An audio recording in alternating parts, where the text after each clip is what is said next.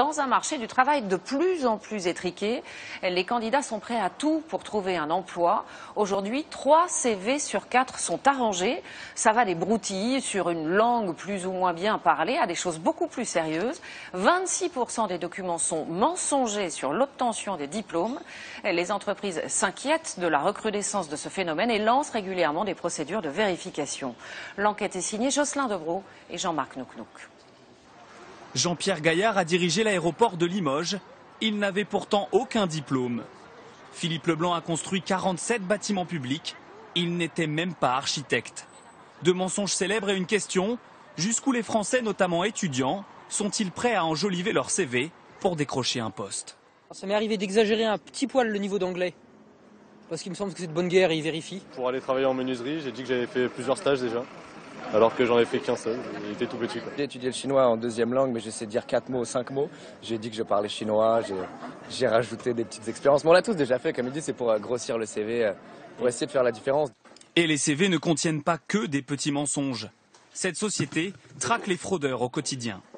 Le meilleur exemple qu'on a d'un doctorat avec un diplôme très bien fait, puisqu'on a sur les 1500 CV traités chaque année, 26% mentent sciemment sur leur diplôme. La moitié de ces 26%, en fait, ce sont des informations qui n'ont pas été précises sur la formation, l'intitulé, l'année de la personne. Et après, il y en a un quart où en fait la personne a suivi la formation, mais a échoué à l'examen de fin d'études. Et puis en fait, il y en a un quart où alors là, ils donnent vraiment des faux documents, c'est totalement inventé, il n'y a rien de vrai dans la formation. Des détectives auxquels cette grande entreprise fait systématiquement appel depuis un an. Il faudrait qu'on lui fasse une proposition très vite, fin de semaine au plus tard. Yves Laccueil est directeur des ressources humaines et veut lever toutes les zones d'ombre sur le CV de ses futurs salariés. C'est toujours normal dans un CV de se mettre un petit peu en valeur. Si j'osais, je dirais de se mettre un peu en survaleur. Mais le recruteur le détecte. Maintenant, il y a des limites qu'il n'est pas très judicieux de franchir. Des limites comme la fraude au diplôme. Ici à la Sorbonne, de plus en plus d'étudiants affirment être diplômés de l'université, alors qu'ils n'ont en réalité jamais réussi les examens.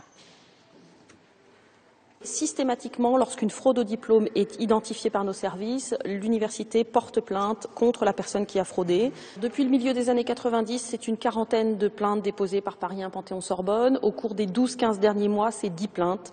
Donc on voit que c'est un phénomène qui est en nette recrudescence pour notre établissement.